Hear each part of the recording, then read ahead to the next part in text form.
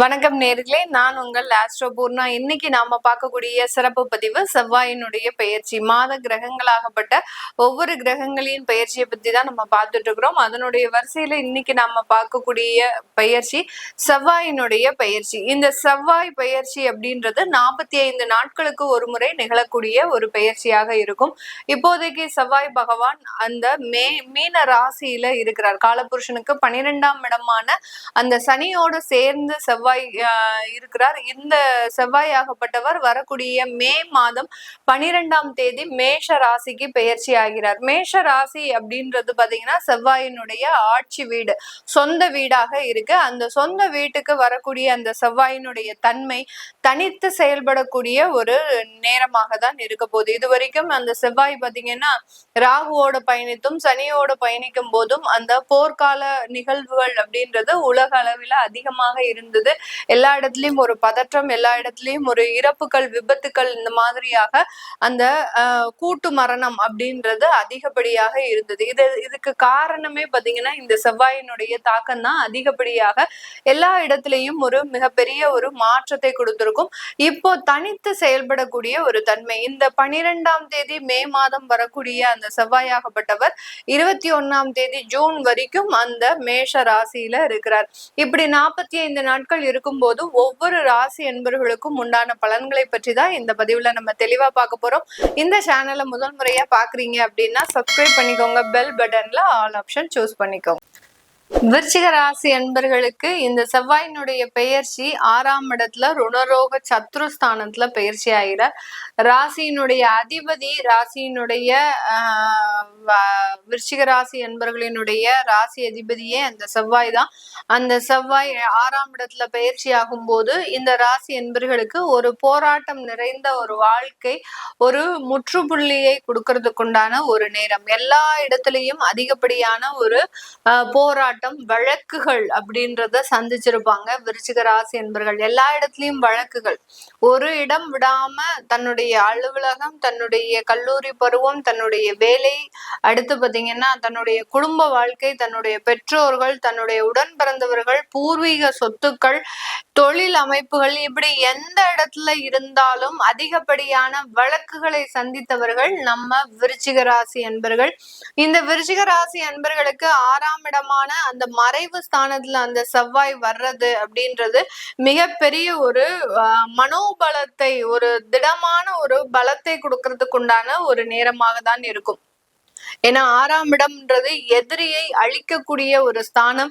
அந்த எதிரி ஸ்தானத்துல வரக்கூடிய அந்த செவ்வாய் அப்படின்றது, செவ்வாயினாலே பாத்தீங்கன்னா ரொம்ப கோபம், ரொம்ப ஒரு விதண்டாவாதமாக பேசுறது, அதிகப்படியாக ஒரு நேருக்கு நேரு சண்டை போடுறது, இதெல்லாமே இந்த செவ்வாய் குறிக்கக்கூடிய ஒரு கிரகம்.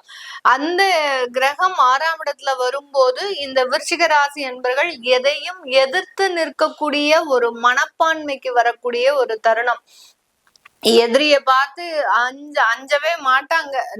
ஜென்ரலாவே இந்த விருச்சிக ராசி என்பர்கள் எதிரிக்கு பயப்படாத ஒரு நபர்கள். இப்போ இந்த காலகட்டம் எதிரி இவர்களை பார்த்து பயப்படக்கூடிய அளவிற்கு இவர்களினுடைய செயல் நடவடிக்கைகள் எல்லாமே இருக்கக்கூடிய ஒரு நேரமாக தான் இந்த விருச்சிக ராசி என்பர்களுக்கு இருக்க போது. இந்த விருச்சிக ராசி என்பர்களுக்கு இவர்களினுடைய 9ஆம் இடமான அந்த பாக்கியஸ்தானத்தை செவ்வாய் பார்வையிடுகிறார். அதனால அந்த பாக்கியஸ்தானத்தை பார்க்கறதுனால வேலை அமைப்புகள்ல நிறைய ஒரு வளர்ச்சிகள் இருக்கக்கூடிய ஒரு தருணம். நிறைய வேலை இல்லாதவர்களுக்கு வேலை பாக்கியம் அப்படின்றது கண்டிப்பாக கிடைக்கும். எனக்கெல்லாம் வேலை இன்னுமே கிடைக்கும் அப்படின்ற ஒரு நம்பிக்கையே இல்லை அப்படின்னு அந்த மனவேதனையில இருக்கக்கூடிய நபர்களுக்கு இந்த மே மாதத்துல இருந்து அந்த வேலை வாய்ப்புகள் கிடைக்கும். ஏன்னா ஒரு 45 வயதை கடந்தவர்களுக்கு கடந்த காலத்துல நிறைய ஒரு வேலை இழப்புகள் இருந்திருக்கும். எல்லா இடத்துலயும் வேலை இழப்புகள், எத்தனையோ இன்டர்வியூ அட்டன் பண்ணாச்சு, எந்த இன்டர்வியூலயும் எனக்கு ஒரு சக்சஸ் அப்படின்றது கிடைக்கல அப்படின்னு சொல்லக்கூடிய நபர்களுக்கு இந்த மே மாதத்துல இருந்து ஜூன் மாதத்திற்குள்ள நிறைய வேலை வாய்ப்புகள், அந்த இன்டர்வியூல நல்ல சக்சஸ் ரேட்டிங்ஸ் இது எல்லாமே இருக்கிறதுக்கு உண்டான ஒரு நேரமாக இருக்கும்.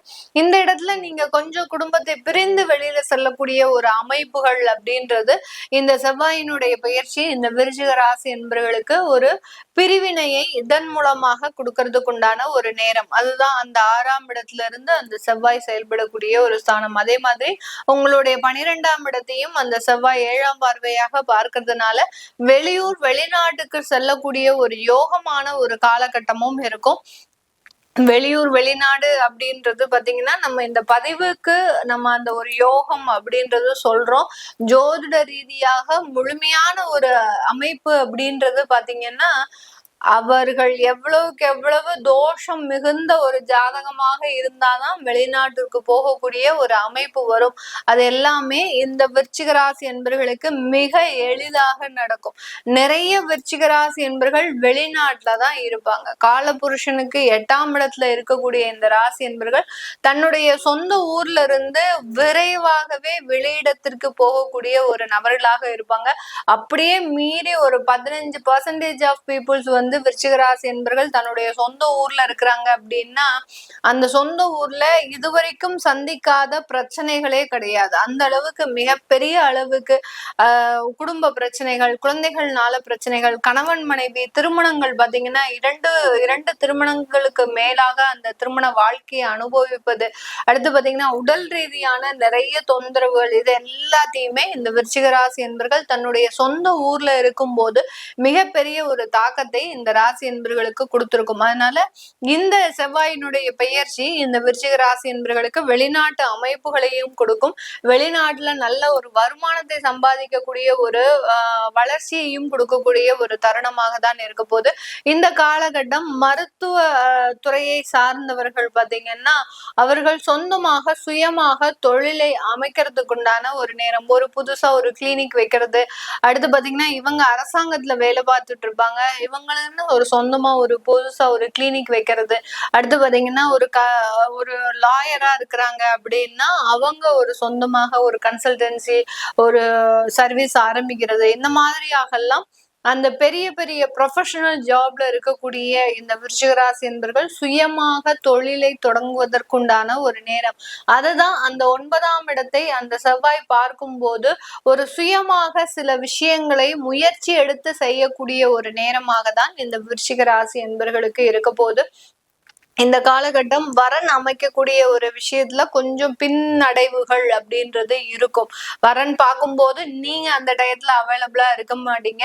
வரன் நீங்க பார்க்கும்போது அந்த இடத்துல உங்களுக்கு பெரிய அளவுக்கு அது பிடித்தமான வரனா இருக்கு. அது எப்படி எல்லாம் மாறி மாறி நடக்கக்கூடிய ஒரு அமைப்பு தான் இந்த விருச்சிக ராசி என்பவர்களுக்கு இருக்கும். விளையாட்டு துறையை சார்ந்தவர்கள் செவ்வாயினுடைய பயிற்சி எல்லாம் பாத்தீங்கன்னா விளையாட்டு துறையில இருக்கிறவங்களுக்கு அதிகப்படியான ஒரு தாக்கத்தை கொடுக்கும். இதுல இந்த விருச்சிக ராசி என்பவர்களுக்கு எதிரிகளினுடைய பலம் அப்படின்றது அளவுக்கு அதிகமாக இருக்கும். அதை நீங்க ரொம்ப ஸ்மார்ட்டா ஹேண்டில் பண்றதுக்கு உண்டான ஒரு நேரம் தான் இந்த 45 நாட்கள். எவ்வளவுதான் நீங்க பிராக்டிஸ் எடுத்தாலும் அந்த கடைசி நேரத்துல ஒரு போட்டிக்குன்னு போகும்போது அங்க ஒரு ஆள் மனதுல ஒரு பயம் இருக்கும். என்னடா இது நம்ம இவங்களை வின் பண்ண முடியுமா அப்படின்ற ஒரு பயம் இருக்கும். அதெல்லாம் பயப்படாதீங்க, கண்டிப்பா உங்களால வின் பண்ண முடியும். வெற்றி பெற்றுதான் வெளியில வருவீங்க. அந்த அளவுக்கு முழு முயற்சியையும் இந்த விருச்சிக ராசி என்பவர்கள் விளையாட்டு துறையை சார்ந்தவர்கள் போடக்கூடிய ஒரு தருணமாக இருக்க போது. இந்த விருச்சிக ராசி என்பவர்களுக்கு இப்ப நடக்கக்கூடிய ஒரு தசா புத்தி அப்படின்னு பார்க்கும்போது சுக்கிர திசை அப்படின்றது நடக்கும். சுக்கிரன் அல்லது சூரிய திசை அப்படின்றது நடக்கும். இந்த சுக்கிர திசையில இருக்கக்கூடியவர்களுக்கு எல்லாம் மிகப்பெரிய அளவுக்கு பொருளாதார வளர்ச்சி இருந்தாலும் நிறைய கடன்கள் இருக்கக்கூடிய ஒரு அமைப்பாக தான் இருக்கும். அது எல்லாமே இந்த செவ்வாயினுடைய பயிற்சியில தீருமா அப்படின்னு கேட்கணும் விருப்பப்படுறவங்க கீழே இருக்கிற நம்பருக்கு வாட்ஸ்அப்ல அப்பாயின்மெண்ட் வாங்கிக்கிட்டு நீங்க கன்சல்ட் பண்ணிக்கலாம். உங்களுடைய குழந்தைகளுக்கு ஜாதகம் எழுதணும், நியூமராலஜி படி பெயர் வைக்கணும்னு நினைக்கிறவங்களும் கீழே இருக்கிற நம்பருக்கு வாட்ஸ்அப்ல நீங்க மெசேஜ் பண்ணுனீங்க அப்படின்னா அதற்குண்டான விவரங்கள் தெரிய வரும். உங்களிடமிருந்து விடைபெறுவது உங்கள் ஆஸ்ட்ரோபூர்ணா. நன்றி, வணக்கம்.